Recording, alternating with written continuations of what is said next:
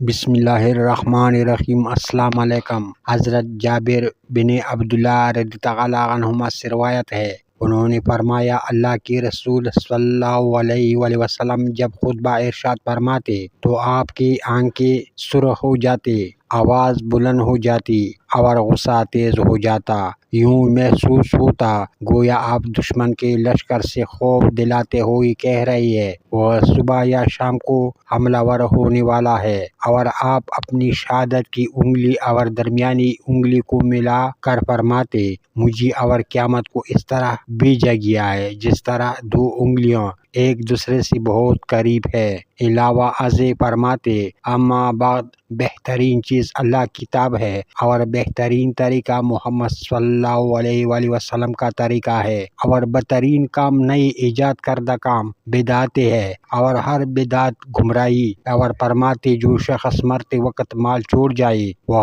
اس کے گھر والوں کا ہے، اور جو اپنے ذمہ قرض چھوڑ جائے یا بیوی بچوں کو لاوارث چھوڑ جائے تو اس کی ادائیگی اور ان کی کفالت میرے ذمہ ہے۔